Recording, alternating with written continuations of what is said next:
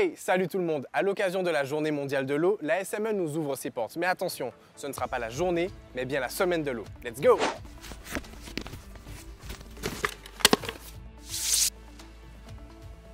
Bonjour Jean-Michel. Salut Jules, Ça va? ça va? Alors dites-moi, où on est aujourd'hui? Eh bien là nous sommes sur le captage de l'usine La Galion qui nous permet de capter l'eau Ok. qui alimente l'usine. Ok. Voilà, je t'invite à faire un tour et à visiter. Ah ben On allons-y, y va. allons-y. Alors c'est un captage qui est nettoyé une fois par semaine ou sinon s'il y a des crues, où il y a beaucoup de boue, nous venons ici pour nettoyer le captage. D'accord. Alors voilà, c'est ici ce captage. Tu vois, On nous sommes est, en pleine vraiment en pleine nature. en Hein. pleine nature, en pleine nature. Wow. Alors je vais te montrer comment les choses se passent. D'accord. Alors, comme je te disais, on vient ici une fois à peu près par semaine, ou Ok. sinon quand il y a de fortes crues pour déboucher la crépine, et l'eau part ici en gravitaire pour arriver sur l'usine. à peu près. D'accord. Nous captons à peu près 200 mètres cubes d'eau à peu près qui va sur l'usine. Ok, et vous ne captez pas toute l'eau qui passe dans la rivière? Ah non, non, on laisse toujours un débit d'étiage puisqu'il faut quand même nourrir les espèces après. Gilles, je vais te montrer la crépine qui se trouve sous cette trappe. Ok.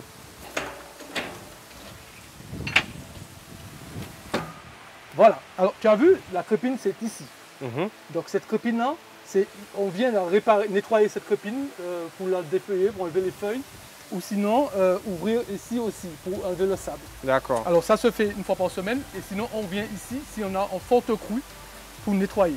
L'eau de la rivière passe à travers le filtre, Exact. le filtrage, les grilles, arrive dans la turbine, dans la crépine, Dans la crépine, et est renvoyée directement à l'usine. voilà, ça va directement à l'usine. Et ça va de façon gravitaire, il n'y a pas de pompe, ça va de façon gravitaire. à l'usine. D'accord. Voilà. Ok. Alors nous avons sur ta tête ici une ligne de vie Oui. qui nous permet de nous accrocher pour travailler en toute sécurité pour descendre sur le lit de la rivière. Voilà. Ok, d'accord. Très bien.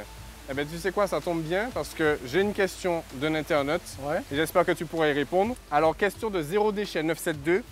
Pourquoi l'eau est parfois trouble?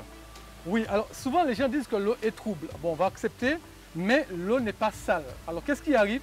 Après un manque d'eau, pour quelle que soit la raison, hein, on a souvent des bulles d'air dans l'eau. Et quand tu ouvres ton robinet, tu entends que tu as fait un bruit et après tu vois l'eau qui coule. Et c'est tout simplement de l'air compressé qu'il y a dans les tuyaux. Donc ça, c'est vrai que ça arrive souvent après les coupures d'eau, par exemple. Après les coupures Donc, d'eau. quand on remplit une bouteille, on a tendance à penser qu'elle est blanchâtre. Exactement. Donc ça, c'est de la pression de l'eau qui fait La que... pression, voilà les bulles d'air qui font ça. D'accord. Alors parfois, si la personne a vraiment de l'eau turbide, je veux dire une eau marron, qu'on pourrait dire ça, souvent et très souvent, c'est la canalisation privée. Donc c'est la canalisation de la personne qui est défectueuse, souvent très âgée, qui est mal passée, qui passe au-dessus du sol et qui parfois lâche des petites pouilles de rouille et que là c'est du privé, ça ne revient pas de la D'accord. SME.